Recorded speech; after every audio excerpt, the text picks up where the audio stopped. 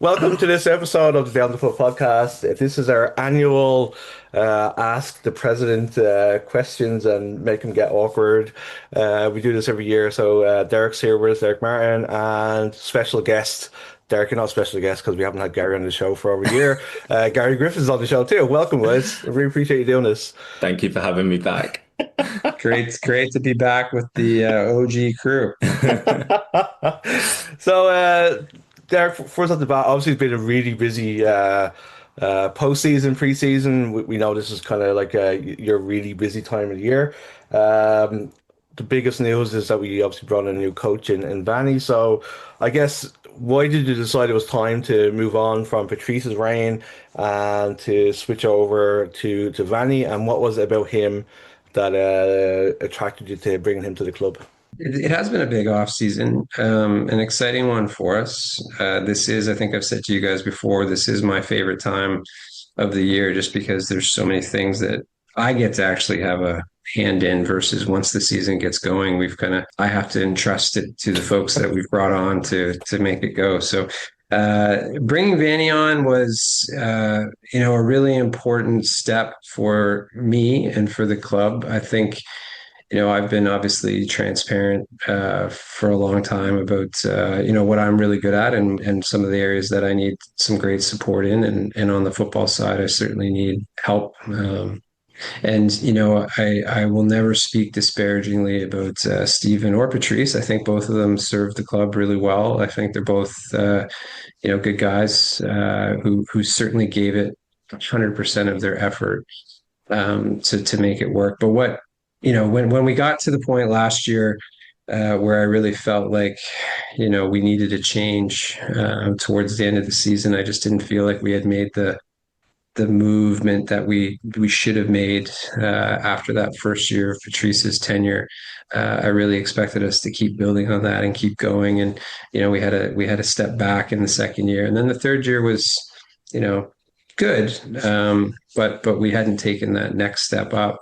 Um, and I started to, give it a lot of thought and look around and talk to some people and see who was available and, who might be able to come on if I made the decision. And I actually got introduced to Vanny, in the fall. Hadn't made the final decision and certainly was letting Patrice play things out and see how it all ended. But, after having a chat with Vanny, he's a really likable guy. He's a incredibly well-respected individual around the soccer world. People that I rely on at the league office or even within Canada Soccer all spoke incredibly highly about the person and the soccer mind. And getting to know him and talk to him. And then once I did make the decision, I kind of reached out to him again, and he was a hot commodity. It was not a slam dunk. He was interviewing for a number of MLS roles when we were talking. I think luckily for us, he's a very vocal political person. His politics don't exactly jive with a lot of the U.S. politics of the day, so it I think set it up that he was available for us versus, maybe getting a job that he was certainly qualified for from a soccer perspective, but perhaps just didn't mesh well with an ownership group here or there that had some different beliefs than he did. And he's, to his credit, very open about he's not going to change who he is or, muzzle himself. For anyone, and I think that's a great trait that he has. So, anyway, long story short, after 4 or 5 meetings, I flew him into Halifax. We had some great, we had a couple of days together. Really got to understand. I wanted him to see our setup. I wanted him to see what he was getting himself into. I didn't want him to have any surprises. Obviously, bringing somebody from MLS to CPL. We're not quite there yet in terms of infrastructure and other things, but he was great. He was open. He was understanding. He's not a person who has any kind of airs or, this isn't good enough or I need this. It was like, okay, we can make it work and we can make that work. And this is what we can do. And I get it. And I get budgets and I get these things. So it really was a great process and a fun process to work through with him.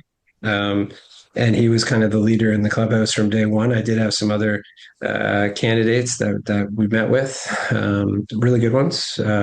Some great people. It was a very different process than last time. Last time we kind of put it out there and got in, I don't know, it's 100 or something resumes and whittled it down. And this time we didn't put a call out. We didn't accept anything. We targeted, 6 people that we brought in for interviews and talked and understood their philosophy and what they wanted to do. And, Vanny was clearly the number one candidate in my mind.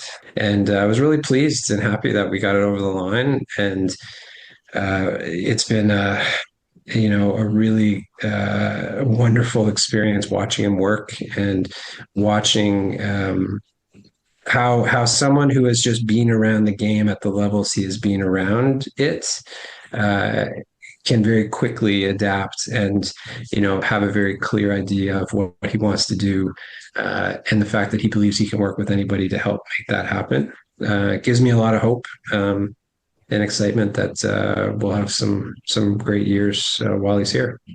Love it. Gary? Yeah, I'm thinking back at the journey we've gone through as a club.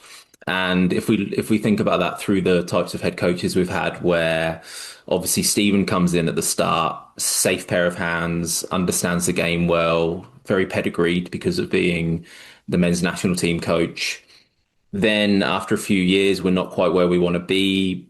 Performances they can be quite dull. There was quite a lot of dull games at the ground. So the reaction Yep. to that as a leadership group is to bring in Patrice, who unbelievable record in League One Ontario, lots of goals scored, kind of loves his attacking football. Then we get closer, but we don't quite get over the line. So then Yeah. obviously the natural next step is to move for someone like Vanny, who in terms of pedigree, he's MLS coach. So that's a very, very high level. But then taking a step back and kind of looking at you as the person that has to make those decisions. And I wonder what kind of journey you yourself have gone on since you became the owner of a football club 8, 9 years ago, and how your own feelings about the type of football you like to see, the type of player you like to see, the type of coach you're attracted to, how that's changed and evolved since 2018, 2019 as well. And how obviously that has then led to you choosing someone like Vanny. Yeah, no, that's a great question. I think, yeah, I've obviously grown a lot personally in my understanding of the game, and I do feel like I've taken a master's class in the last few years. The number of games I've watched in the last 8 years, I think maybe has caught me up to a lot of people in terms of I understand a little bit. I understand patterns. I understand the way people are trying to play. I can get it. It's always what I've loved about sport. I was a quarterback in football. I love the strategic side of the game more than even the physical side of the game. So I love watching that and trying to see what people are doing and how they're trying to, move people around on the pitch. So I've certainly grown. I think, if I look back at the 3 coaches we've had, Stephen was just the obvious choice. At the beginning, he was the local person locally who had the experience, who was the natural fit, who just checked all the boxes and it made sense. Plus, he's just a hell of a great guy, and for a group that was learning on the fly with a lot of things, and admittedly, uber focused on the business side and creating the atmosphere at the stadium and building the stadium and trying to make it all work from a sport and entertainment experience. He was a really great person to have beside me to be a calm influence, have a vision, have an idea, and make it go. Now, I think Stephen would have even said then, his experience really wasn't in the pro game. His experience was on the national team side, both for Canada and for Trinidad. So, a lot of that stuff was new to him too, negotiating with agents, bringing on players, figuring out how you build a team. And as a national team coach, the players just come to you, right? Like you have a bevy to choose from, and you get to just write them down on a list and choose them, and off you go. So I think he learned a lot through that experience, and I think you're right. His playing style is one that's much more cautious. It's very much one to keep you in games if you don't necessarily have the talent to win games. Um, and eventually that was a style that I felt just wore a little thin for what certainly I wanted. And I get excited about goals, and I get excited about great displays of athleticism and skill. And if you're playing just not to lose, that doesn't really fit that well. Uh, and then Patrice was the exact opposite. And if anything, in retrospect, maybe that's a fault of mine, that I so much wanted to go for the exact opposite of Steven, in terms of style of play and attitude around, how he set up the team and how he wanted to play. But the thing that was consistent was that he too hadn't been a professional coach. And I think both of you have had lots of opportunities to chat with Patrice, and Patrice can be very charming, and Patrice is, obviously very confident in himself and in what he can do. And he sold me, and I believed in him 100% when we signed him, and I think he did a great job. Like he did. In that first year, really turn around what had been a bit of a drifting ship, in terms of our club. And we hadn't really done anything. We hadn't made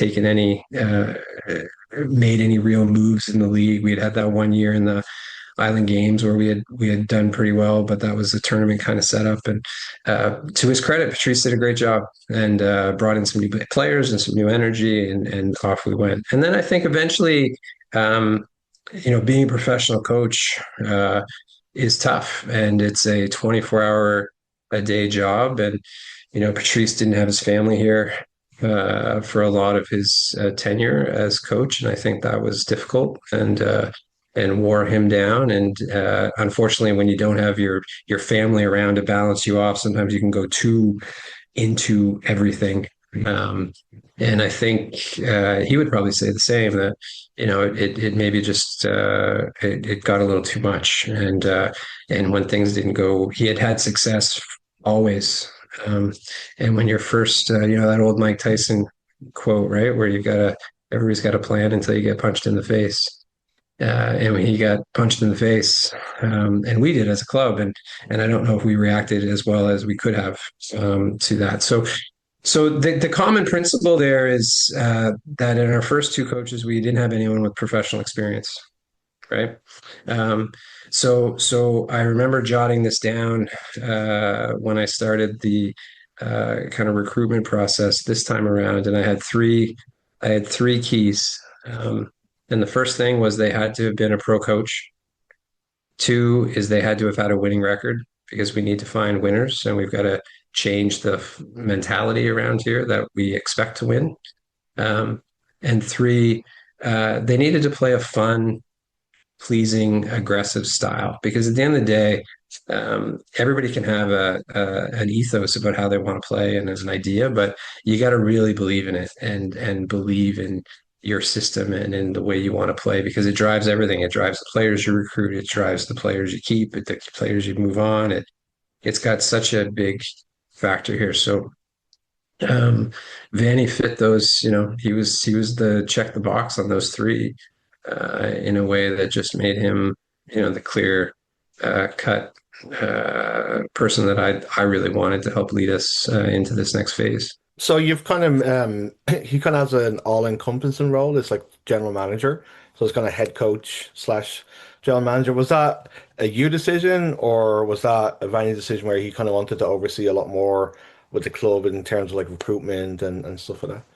Yeah, it was a decision I made with the idea of being able to recruit someone of Vanny's caliber in mind.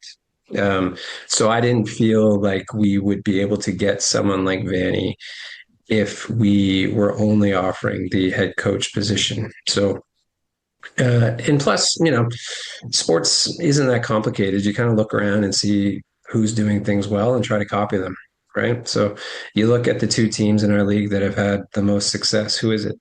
It's Forge and Calgary. What do they both have?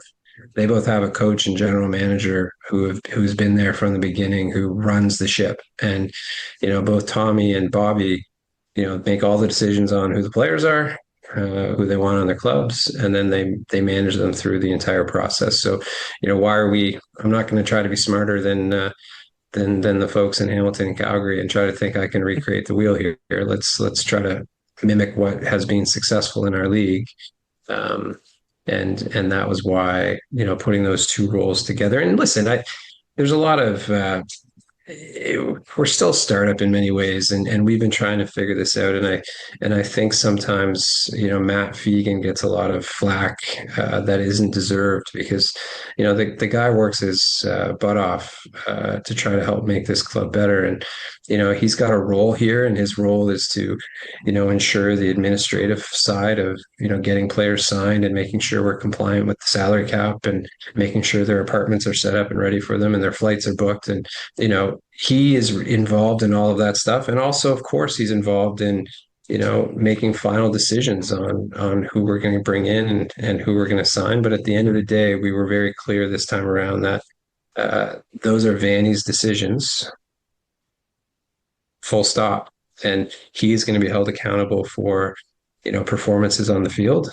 It's up to him to pick the right players, and it's up to him to get the most out of those players. And Vanny embraced that, and that's what he wanted.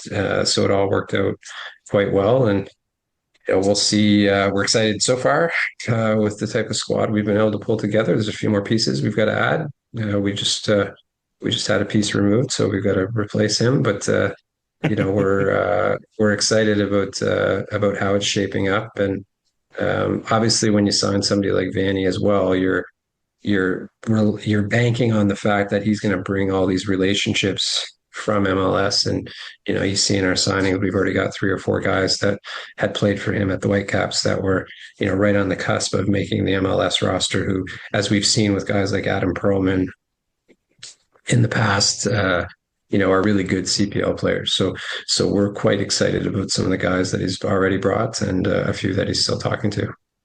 Nice. Great. Yeah, you kind of touched on what I was going to ask, actually. Just thinking about having a coach like Vanny and the types of players we find ourselves looking at now, have you noticed a change in the type of profile we're going for because of someone like Vanny and the connections he has with MLS? And also, he's a bit of a global football coach, really, with his roles prior to the Whitecaps. So he is obviously well connected in the industry and knows a lot of players. And yeah, has it surprised you the different types of players we've been looking at now? Yeah, I wouldn't say it surprises me. It was what I was planning on when we hired him. But it's certainly one of his great assets, yes, and it's part of what he brings to the equation. Again, if you look at when Patrice was signed, he was able to do a very successful turnaround in his first year by signing a bunch of League One players. And that's not to disparage those guys. It's just those guys were in League One, and he was able to bring them in here, and they performed extraordinarily well and did great here for us. But I'd say this time around, we're not bringing in guys that were in League One. We're bringing in guys that were on the cusp of, or were under MLS contracts, and for whatever reason, it's just not come to fruition for them. So that's right off the bat a different level. And you're exactly right about the international side. Like I think everybody focuses on Vanny's time with the Whitecaps, but perhaps they forget that he's being a coach in Italy. He ran the U.S. Coaching program in Chicago. He's got contacts all over the world. We have conversations every week, and it's, this guy from Como called me and wants us to talk about this guy, and this guy from,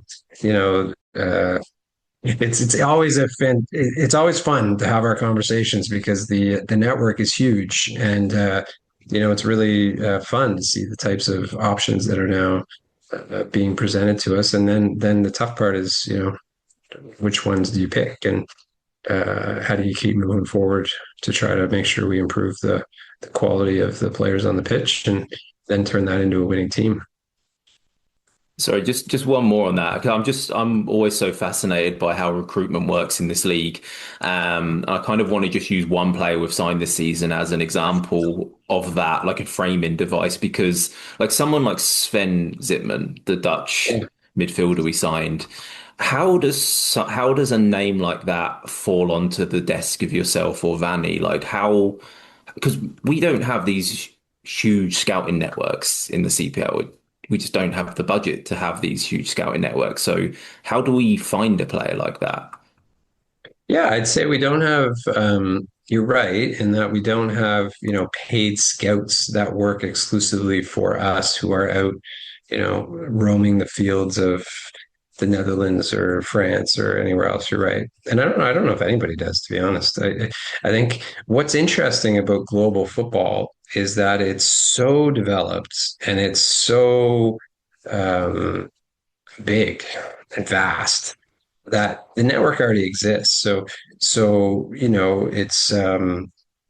lot of agent relationships. It's a lot of, as I mentioned, coaches that Vanny knows who recommend a player. I think Sven, for example, Sven is a very similar story to Lorenzo. Uh, Both were at kind of similar levels in Europe. Both were very much young, kind of prodigies. For whatever reason, some things didn't work out.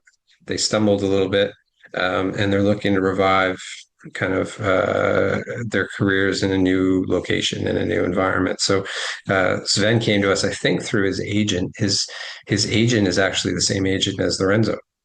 Um, so he came to us, the agent came to us and said, listen, I've got a player who I think is, on the same path that Lorenzo was on, knows Lorenzo's story, sees the CPL as would love to go to Canada, would love to keep playing and seeing if you can revive his career and kind of keep it moving there. And, Vanny then takes a look and they do their thing where they watch a lot of tape and have a lot of conversations, and the player and the coaches talk and try to make sure they're aligned on vision and style of play. And when it works, it's, off we go and we make a signing and we move it forward. It must be like, we've always kind of been a bit of a harder sell than some of the other cities because we're adrift on the East Coast. But like having Vanny there with just the name, it's going to help us attract players that we wouldn't have got before. So I think, Yeah, I would disagree slightly in that I don't know.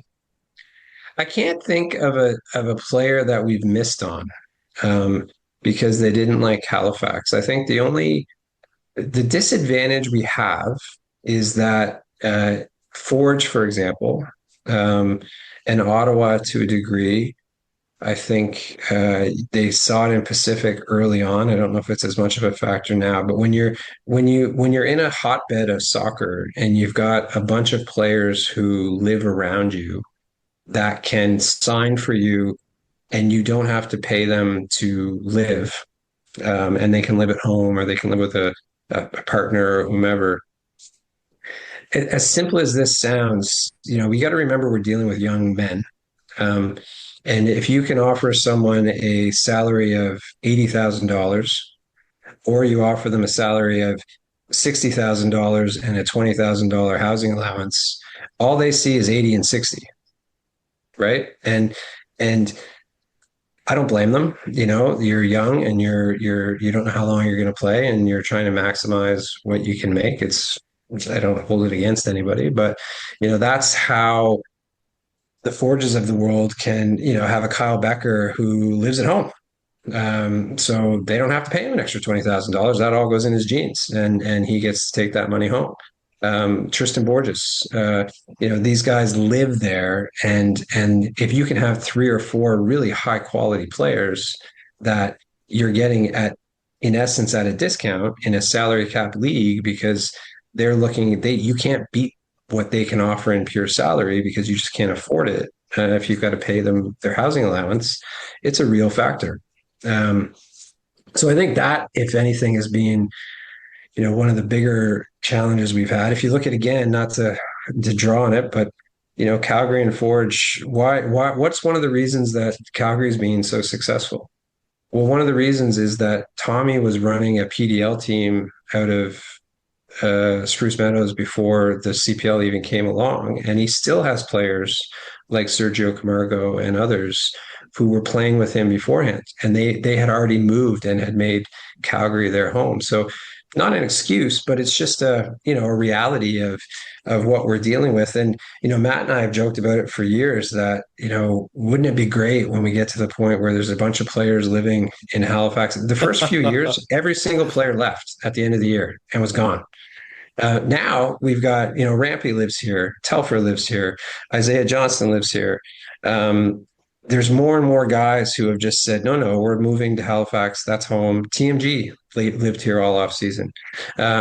More guys are making this their home, which is part of how we're starting to feel like more of a club now, because these guys are committing to living here full time. And I think as we continue to get better at that and have more and more, I believe it will start to show in our results, because it's just more of a community-based team.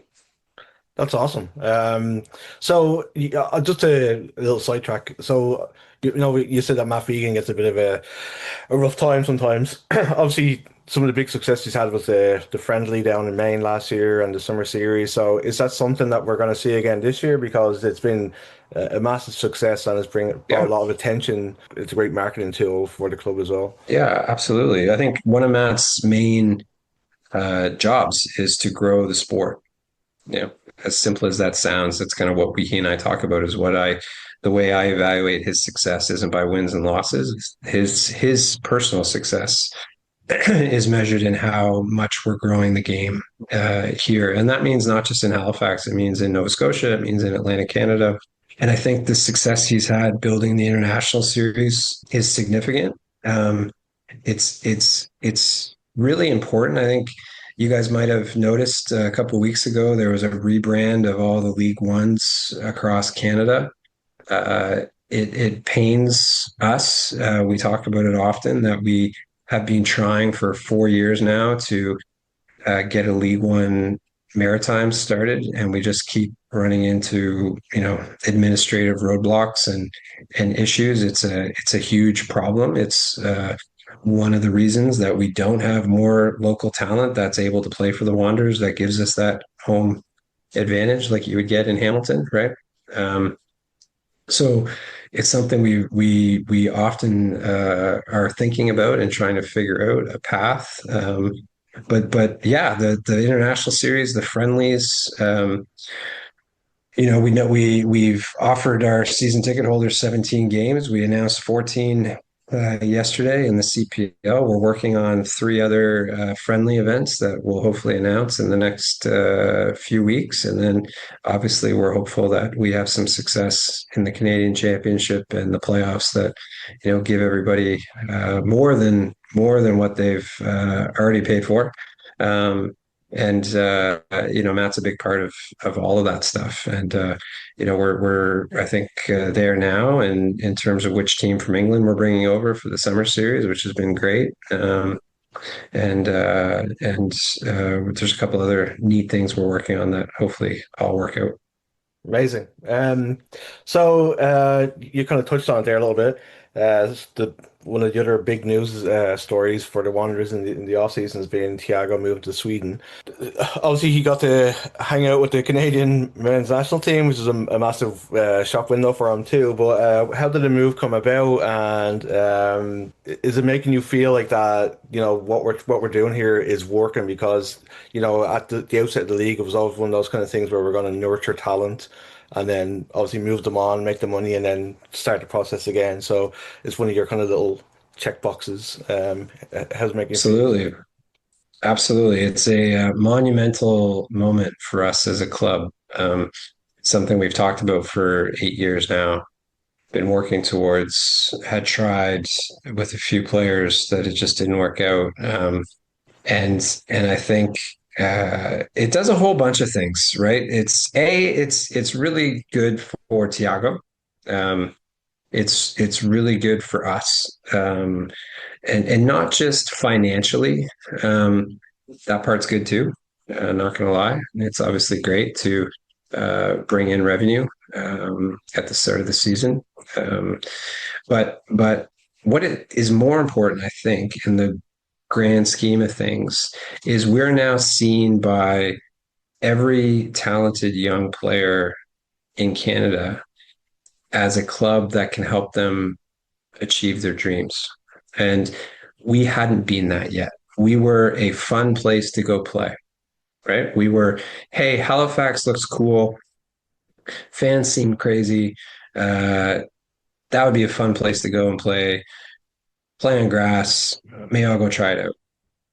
Now they can say, hey, I can go to Halifax. I can play. I can improve. I can develop. I can get my opportunity to showcase myself. And they're willing to move me on.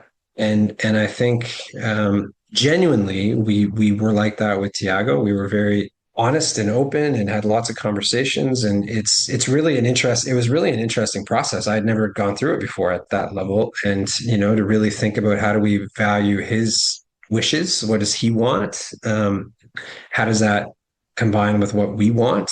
And how do we make sure that we find a landing place that satisfies as best as possible those two desires? Was really a fascinating journey. And like any business deal, having options is always great because you can negotiate and have different things you can play off of. So we were very lucky that we were able to generate a few different offers for Tiago that helped get the best possible uh, outcome that we got. So I think it's really been a great experience. For this off season for us to get Vanny and to get a sale for Tiago. I think are two really big achievements that will have real impact down the road for us as a club, and we're already seeing it now. Like, since the news got out.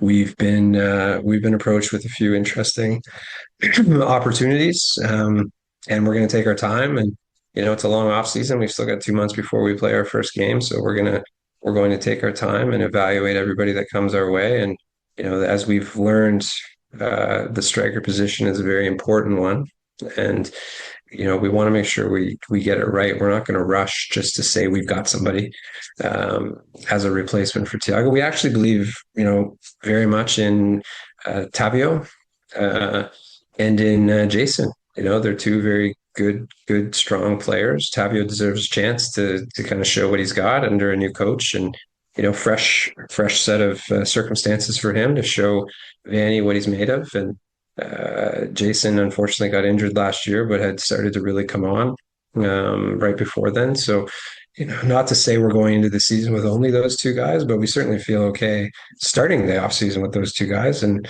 giving them good minutes and good chances, and then we'll see where what opportunities present themselves for us to keep moving forward.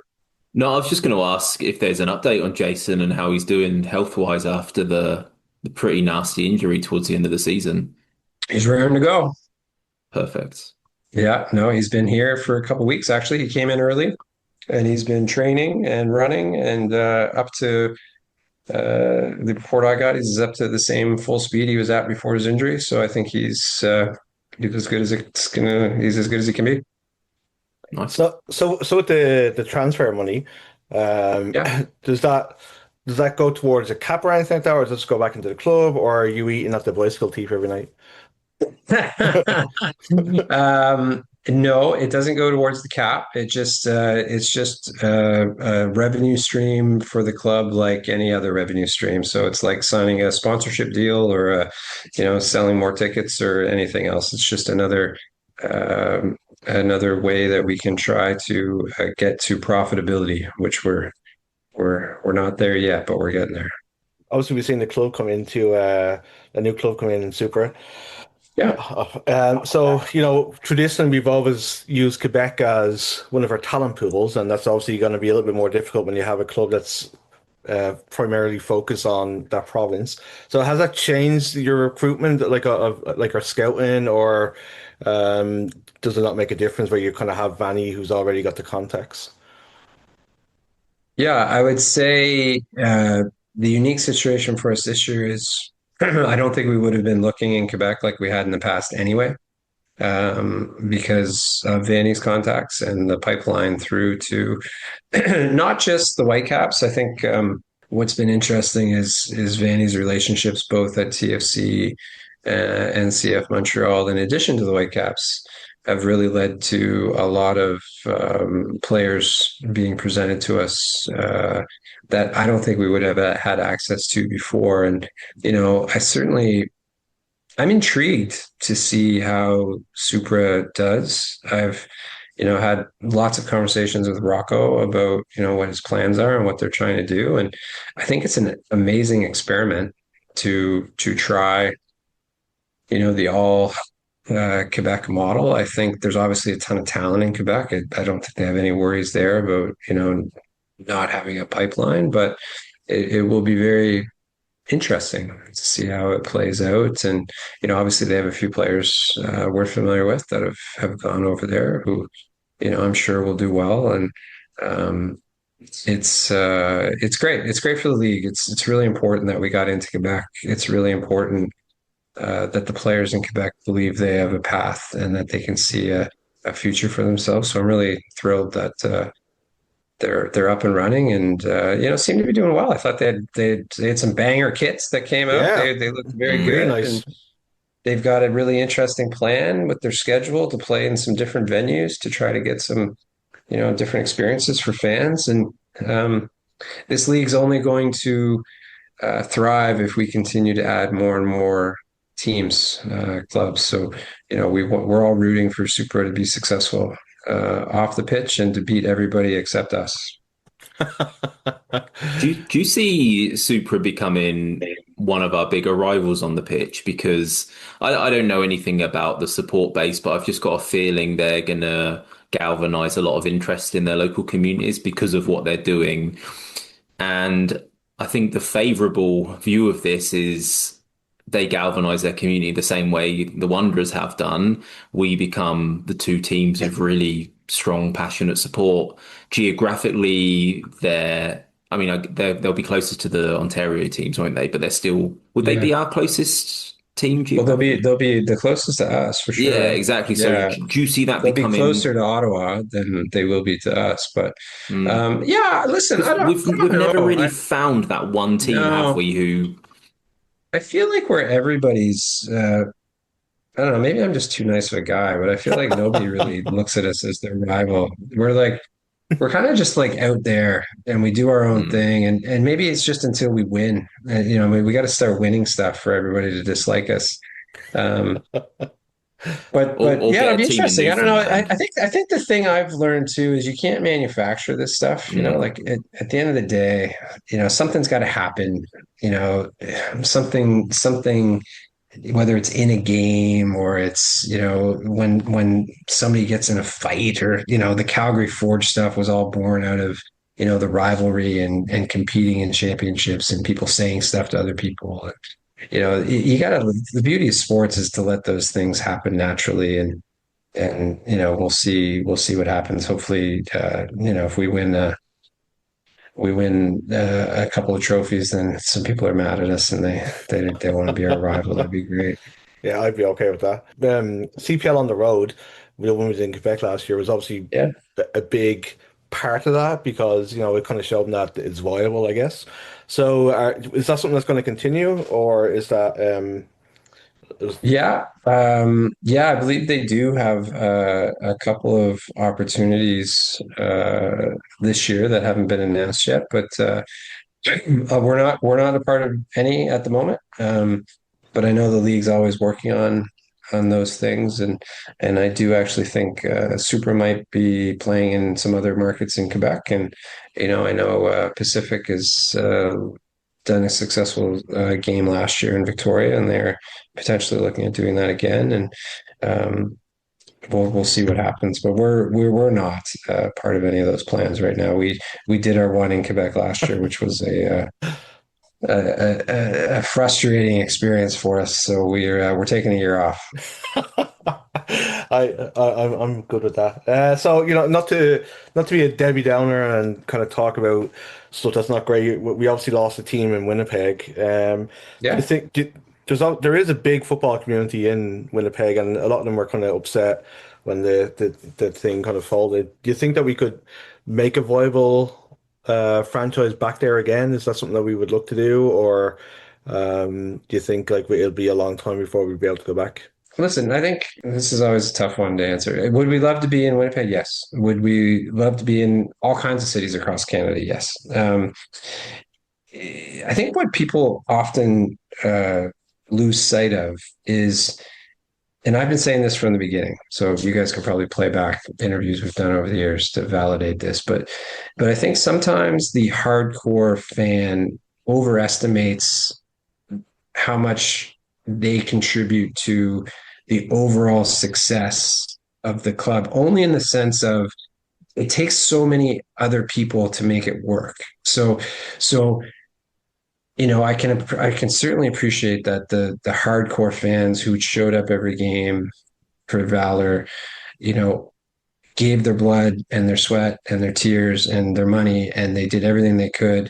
But the problem was there just wasn't enough of them.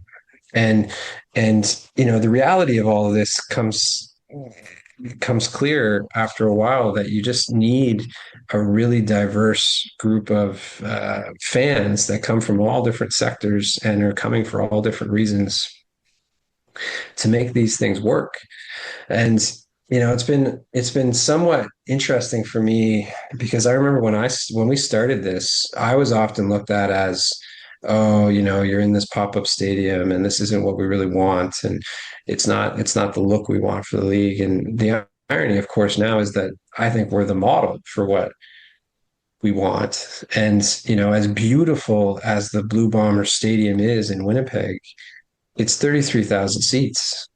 And while we all would love to be at the point where we can fill 33,000 seats, we're not. So we got to be realistic, and we've got to build at a reasonable pace. And I think Winnipeg would not be viable in that stadium, because we need to embrace environments that are right-sized and allow you to create atmosphere and allow you to create demand and allow you to make a fun day out for people. And I've always used this analogy, and it sounds so simple, but it's like, go back to when you were 20 and you were going downtown and you went to the bars. If you walked into a bar that was huge and had 10 people in it, you and your friends were out of there in 5 seconds, right? But if you went into a tiny little pub, or you went into a tiny little hole in the wall that had room for 50 people and there were 55 people, you were going to have the night of your life. Right. And it's so simple. And it plays itself out over and over and over and over again in examples where the human mind, spirit, wants to be in a place that has that kind of energy and that kind of excitement. And I think we really need to embrace that and acknowledge it, and make sure that as we build and grow, we're always thinking about right-sized venues that fit. And so, long answer to your question. I think we could be back in Winnipeg, but I think it would have to be in a different venue, and I don't know of where that is right now. Yeah. Thinking of old markets and more importantly, new markets, obviously the World Cup's coming up this summer.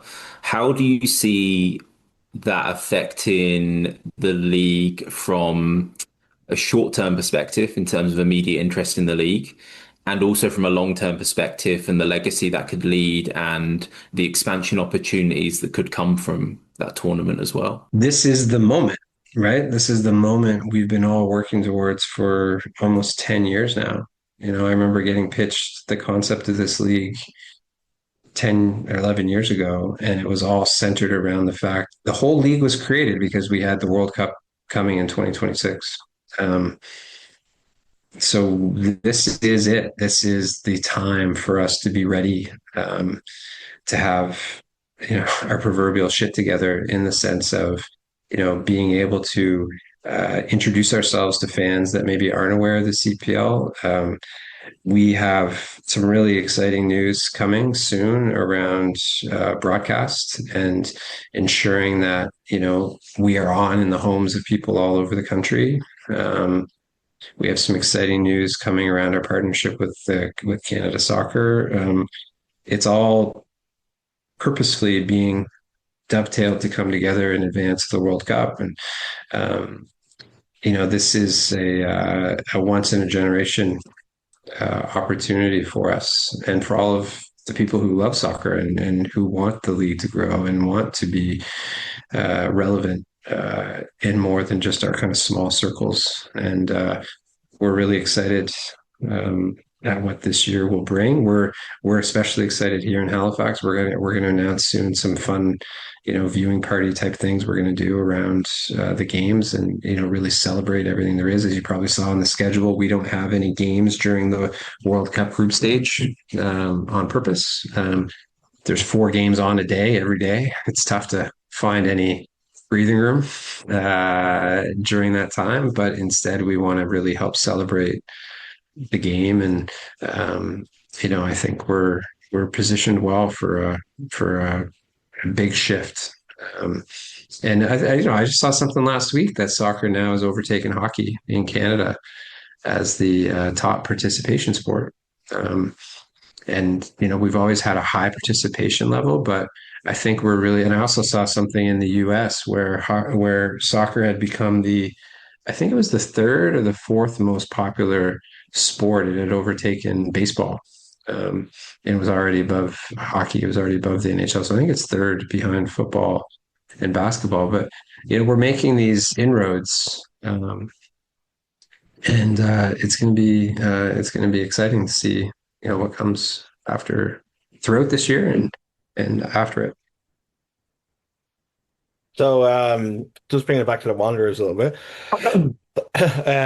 Last season we went to England for preseason. Is there any kind of Yeah. plans to do something similar this year, to try and prepare Yeah. us? Yeah. Yeah, no, for sure. Another great Vanny connection. So I'll give you guys the scoop. I think we're announcing it soon, but we're off to Marbella. Wow, Yeah, which nice. is where all the MLS teams go, and Vancouver and Toronto are there now. And Vanny had brought the Whitecaps there for a number of years, so knows the person that runs it and organizes it, and they were able to work something out to get us over there. So we'll head over for 10 or 11 days in March, and get 3 or 4 great games against. They've got a whole bunch of international teams there from, obviously Spain, but I think there's some teams from Iceland, some teams from Scandinavia who are on similar schedules to ours, who will all be there to give us some really great competition, and give the guys a chance to bond, and spend some time together, and then get back ready to go for the season. Tiago's team isn't there at the same time. No, no, wouldn't that be something? So just your favorite subject. I just Okay. the stadium. I just kind of wanted just to touch base a little bit on that. So it was reported, whether it's true or not, I don't know, that the city owes the club $500,000. I don't know if that's true or not. But having a second professional club in the city, is that going to help push us on for the stadium? Is there any updates, or is it just kind of just sitting in committee somewhere that just lost in bureaucracy? Yeah, it's a loaded question. So yes, the city does owe us money. It's okay. Like we're not worried. Some of this is just process, and working through things. The stadium's a real source of frustration for me. I'm not going to sit here and say that we're close, or that it's around the corner. I've kind of felt that way in the past, and if anything, I've become less optimistic around the current planning, only because I just don't think there's a real understanding of what we bring. And if I have one regret, I think it's that I made it too easy for the city for too long. And, I took on all the costs. I paid all the bills. Nobody knew, nobody saw it, nobody had to worry about it. We paid for it. And, then last year, after we had made our presentation in 2023 and we said, we can't do the pop-up stadium anymore, we started having some conversations about what it would look like for the city to take it over. Then the tides came along and, they didn't want to deal with us because I told them what it really costs and they didn't want to pay that much. So they kind of went to the city and said, you should give us a deal and we should pay less. And, the city then stepped in and um, got involved. And, part of that's the reason why it's now over budget. We did this for 7 years. We know exactly how much it costs. We know exactly how much it's going to be. And if you change all that and you start making allowances, then obviously things are going to spiral out of control. So, I think the truth of the matter is we're going to have to come up with a new plan. We're working on it now. I don't think the city is going to be able to do what we need them to do. I think it's too much of a financial burden. They just canceled the forum redevelopment. They, as I understand it, maybe it's not official, but they're looking to cancel the ferry terminals. There's a real infrastructure problem at the city now. So we're looking at ways to do this differently. And not to be pessimistic, but I think when we present our next option, it'll be a take it or leave it option. And I don't say it that way to try to make it sound like we think we have all this power or we are in a position where we can be dictating how things have to go. It's just the reality of for us to make it work long term here in Halifax, we can't keep playing out of a pop-up stadium. This was intended to last 3 years. We're now in year 8. We do not have running water still. We are still using porta potties. We cannot sell food except out of a food truck. Like it's getting to the point of it being ridiculous. And I've run out of patience a little bit in terms of always trying to help everybody else and make it work for everybody else. We need to be a little bit more selfish, and I'm sure there are people that'll be happy about that if we say we want to leave and we want to exit the commons and the Wanderers grounds. It would be a shame because it is, as we've proven, the absolute best place to have this. But at the end of the day, you gotta move things forward or move away. And I don't mean leave the city. I just mean look at some other location that we could own the land and we can do it the way we need to do it. And I think we're getting very, very close to that point. Did have a follow-up question, but I think you've just answered it. I was just going to say, you mentioned you guys are developing a new plan. Would that plan be for the current Wanderers ground space, or would it be somewhere else in the city? But I think you just answered that. You're going to try first for the space, and then yeah. Listen, as a business person, we got to have contingency plans for everything. So we're working on both. We're working on a plan that's still there at the Wanderers grounds. It's not much different than the plan we presented, 3 years ago. This isn't that complicated. It's a lot of money, but it doesn't mean it's complicated. We need a proper venue. We need expanded capacity. We need proper amenities. We need a roof over the stands. These are the things we need. And if the city doesn't think it needs it, then we have to figure out how to make it work financially ourselves. And I would argue that the city needs it. I would argue that it has a lot of other benefits to a lot of other people, other than just us. But at the end of the day, you can only bang your head against the wall for so long before you say, okay, you guys obviously don't value this the same way that we do.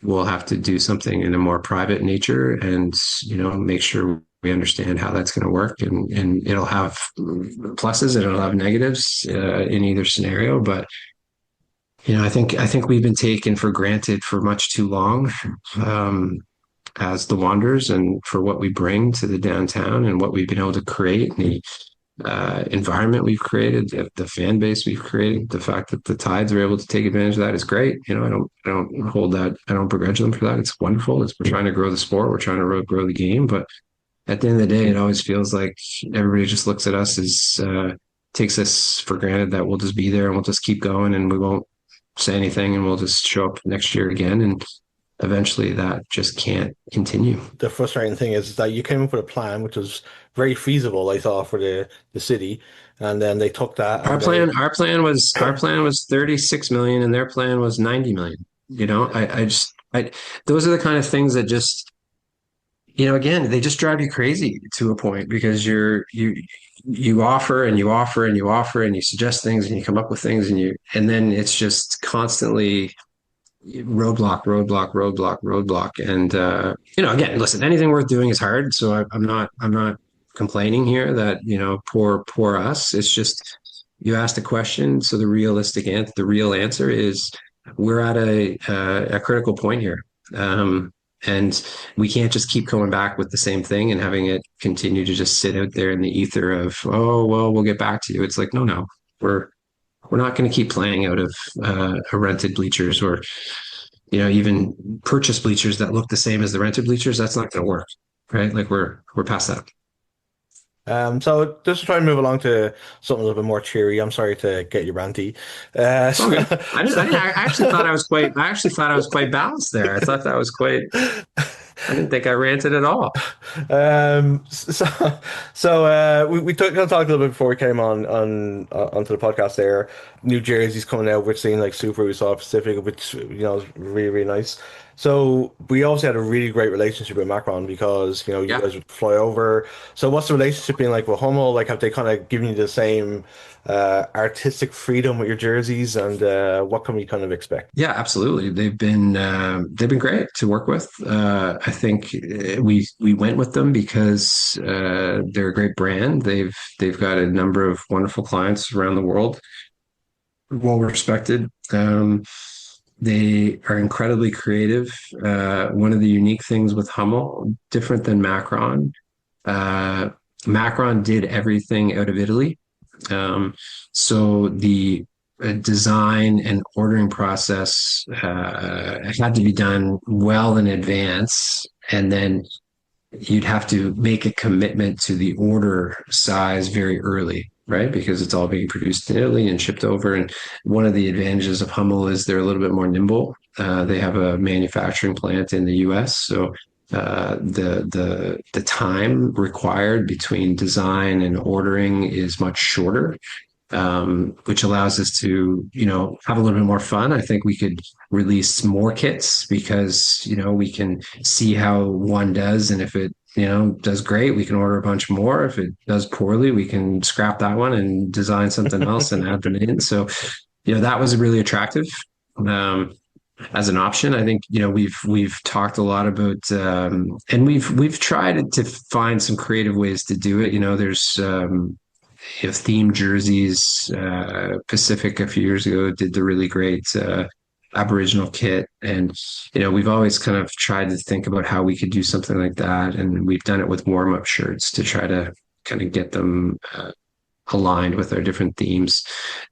A relationship with Hummel will allow us to again do more and be a little bit more creative that way. So excited to see that the sizing is also very different. So I am not built like a Italian football player. So I had trouble sometimes looking at the label on a Macron shirt and trying to justify why I had to get an extra large. Didn't feel right. So having Hummel and North American sizing, I think, will help all of our egos a little bit when we slide the shirt on and feel like we are a large, instead of an extra large. So anyway, well, I hope people like them. Obviously, a lot of work goes into it. It's fashion, so a lot of it's in the eye of the beholder. Some people will love it, some people will hate it. It's just kind of par for the course, but I think we're excited to get them out and to see the reaction, and I hope people like them. A very fast question from me. What has been your favorite home kit and your favorite away kit that we've had Ooh. since 2019? Love it. Uh, it's actually pretty easy. So my favorite home kit was last year's. I really liked the smoke. Um, I just love the whole process and the thoughts that went into that and what it represented. And I actually thought it came off and looked Mm. quite good. Um, and then my favorite away kit might not be everybody's favorite, but it was the gray kit with the tartan cuffs and the tartan collar. I thought that was really slick, and again, it was just a little bit different and looked cool. I think Forge this year had like a supporters kit that they brought out. Um, Yeah, I saw that. Yeah, which obviously must be because they got that the Hummel thing where it's like they're able to yeah. do that kind of stuff. Would So that that be must be their third kit. something you'd be looking at Um, for us?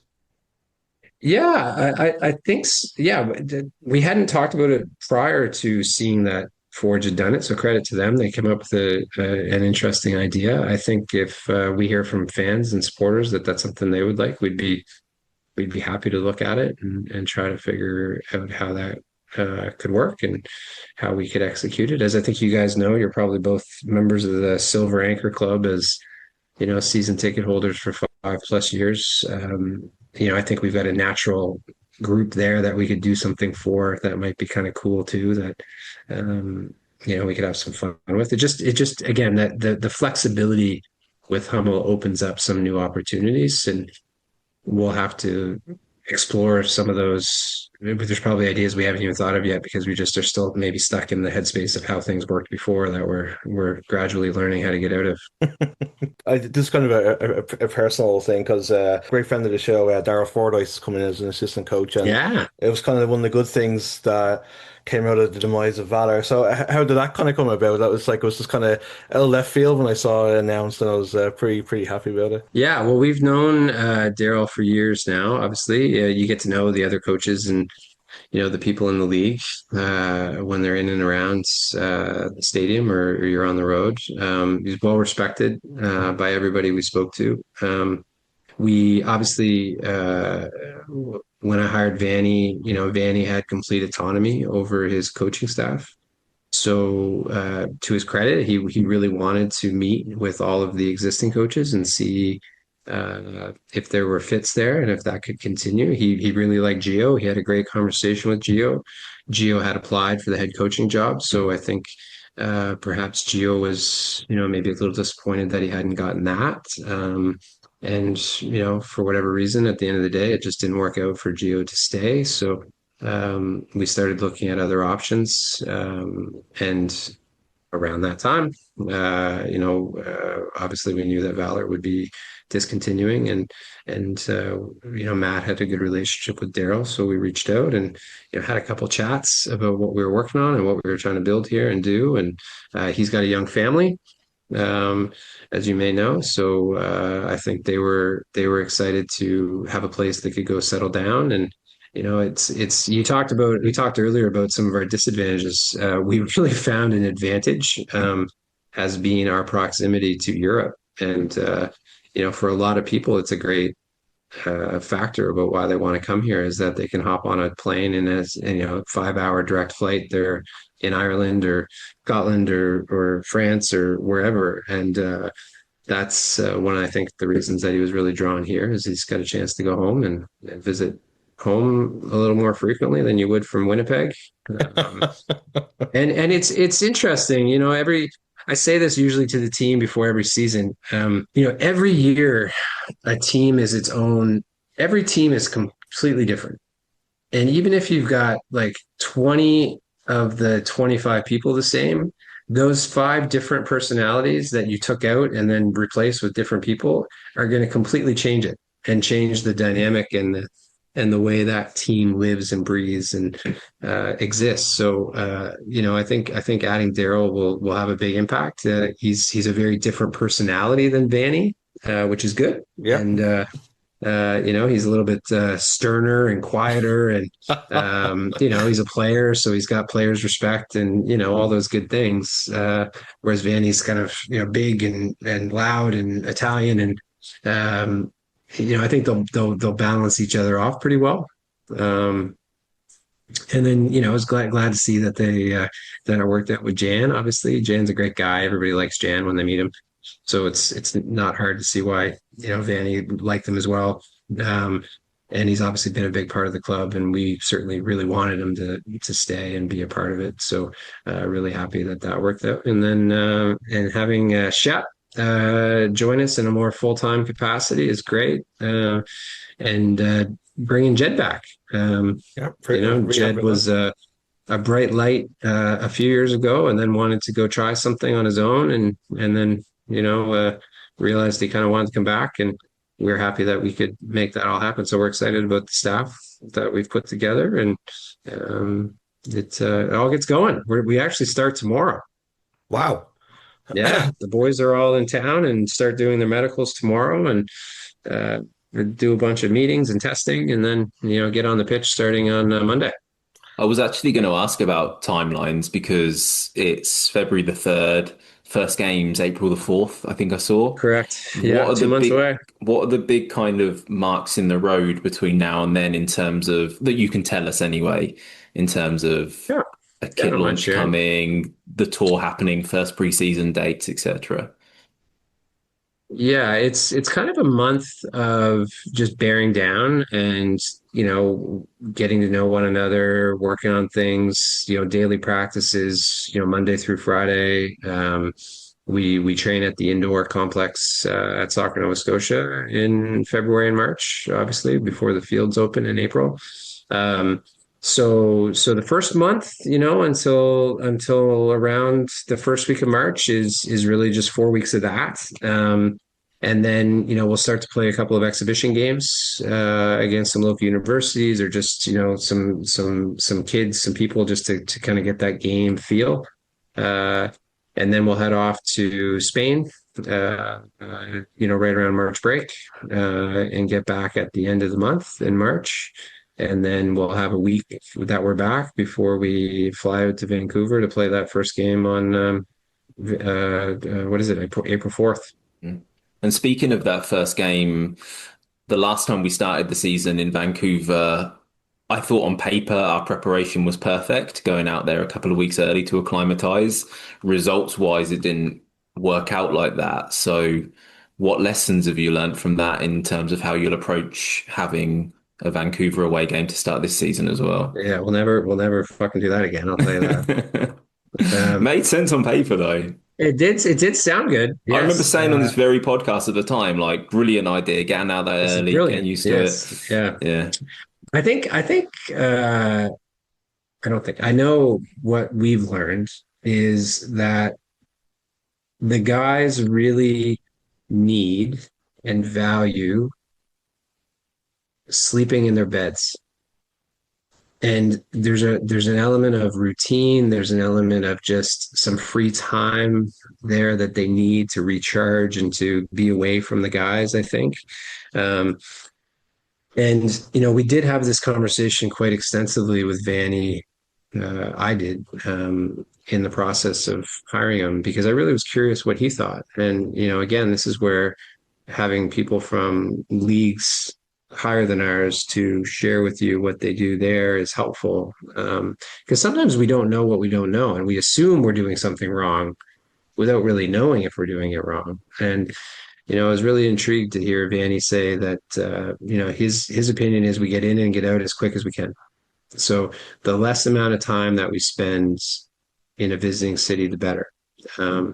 So we're going to implement that, and that'll be a bit of the strategy this year, is to we'll train, if we can train the morning before a game in Halifax, and then if we played on a Saturday, for example, we train in the morning in Halifax on Friday, we catch a plane and fly out in the afternoon on Friday, get in, have a nice meal, go to bed, wake up, we'll do a little walk, get ready to go play the game.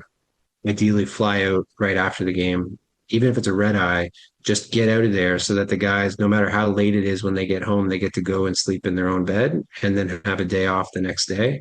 That's much better, and we've lived it the other way, than saying, oh, let's not do the red eye, let's stay a night in Vancouver and we'll wake up and we'll do some work in the morning to kind of work the kinks out and move around a little bit, and then we'll catch a flight at 2 o'clock, and then we'll get home at 9 o'clock, and it just drags out the amount of time that the guys feel like they're turned on and that they're working, and we're going to give it a try to try it this other way. And one of the things I really enjoyed about Vanny's attitude is he's also not looking to make any excuses for himself or the players. Like, just get on with it. We're in Halifax. We're gonna have to fly a lot. It is what it is. We can't make excuses. We can't complain about it. We just have to find a way to get results when we're on the road. And I think some of it is a mental shift too. Of we've talked about it so much, and we've made such a big deal out of it. Every announcer makes a big deal of it. The fans make a big deal out of it. Oh, we can't win on the road. We can't do this. We can't. At some point, you just got to say, who cares that we haven't before, and that it's not an excuse. Just go figure it out and figure out a way to get a result. And if that means you got to bunker down and just hammer out a 1-0 win, just go do it. And easy to say, but that's where we're at, is to just get rid of the excuses, make the travel as fast as we possibly can to be outside of Halifax, and let's see how that works, because we tried it the other way and that sure hasn't worked so far. Last season was kind of made a thing of Patrice had to finish third. It was like your kind of goal for the year was third place. So, Yeah.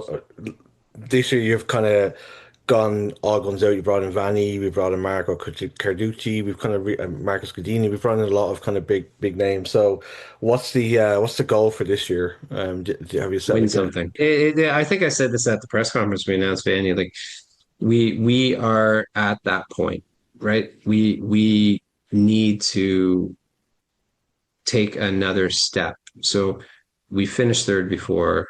We finished second at the Island Games. We now is the time to win something, and who knows what that'll be. I'm not unrealistic. I don't think we're gonna. Our goal isn't to win all three potential trophies, and anything less than that is a huge disappointment. Like, of course not. If everything comes together and we were to achieve that, that'd be amazing. It'd be a magical season. But realistically, we want to be in the hunt for the Shield or the cup. That's the reason we play. It's the reason, not the only reason the fans come out, but I think the fans, are really anxious to see what that would be like, to experience what that is like, to go on a winning run, to be in finals. I think I never use the word deserve, because that's a very dangerous word. I don't think anybody deserves anything. But it would be really great to provide that reward to everybody, and to have everybody experience that, because I think it's a wonderful feeling. I was lucky enough to be part of a team that won, and it's just it's not something you never forget, and it's kind of why we do this. So that's where we're at. We're all in. We're all in. I feel like this time of year is always kind of brings it a little bit home as well. Like, you've seen the teams play in the CONCACAF, Mm. Forge playing tonight got a great result against Tigres, and even Vancouver getting to experience it, and I think it kind of makes us all feel, a little bit of kind of jealousy, I guess, right? And, just to kind of see what those nights would be like for us, you know what I mean? Because I think we bring something unique to it, because we've already seen what it looks like for Forge and for Calvary and whatever, you know what I mean? So. I would love to see the outfit you would wear to a -17 game in February I downtown see Halifax. what Denton would be wearing. Yeah. A four-line pirate coat. So Yeah, I've long pitched, if we do ever when we do win the league, I'm going to say when we have an open top bus parade, it has to be Yes, the Harbour Hopper. The players have to be on the course. Harbour Hopper going around the city, hoisting the course. trophy. Wouldn't that be something? I love it. Yeah, But yeah, that's for sure. but I think we've like, um, I feel like there's a lot of positivity around everything that's been going on in the club in the off season. The players we've brought in, the obviously Tiago, it's been a great news story for us all. The coach, I think this like we can't say that you're not trying to bring success to the club. So we really appreciate you hanging out and being as open as honest as usual, Derek. So thank you so much. No, my pleasure, and thanks to you guys for continuing to cover the team and talk about it and care about it. And I've often said sometimes people get worked up a little bit about things that are said, and you can understand people put a lot of effort and care into their jobs and things, but at the end of the day, the only thing worse than criticism is apathy. So I'm always happy when people are even mad because at least they care. And if we ever get to the point where people don't care and they don't want to talk about us and they don't want to talk about the things we could do better, then that's when we're going to be really in trouble.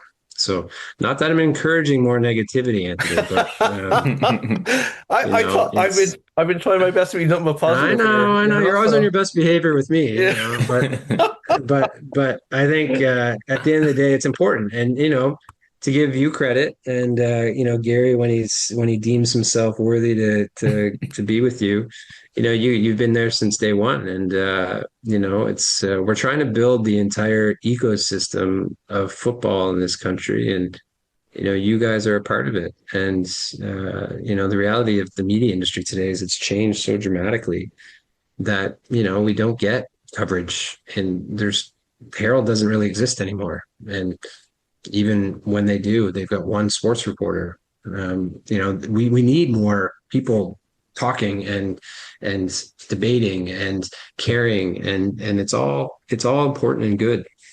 So thank you for you guys caring and spending time, doing bitch sessions sometimes and trying to hold us accountable and make us better. It's all good. I honestly feel like there's going to be less bitching sessions this year. I'm really, really, I really think this is Anthony, going to be the great. first game that we lose 2-1 on some bullshit bad call or bad bounce, you're going to be ranting and raving about how we're all idiots and nobody knows what they're doing and why did we sell Tiago and why didn't we sign this guy? And it's inevitable. It's inevitable. It's okay. I'm giving you permission to be you. It's okay. Don't worry. I appreciate it. Thank you so much. Gary, it's great to see you too as well, pal. You too, mate. Thank you. All right, Take care, thanks, guys. Money Wonder. Money Wonder.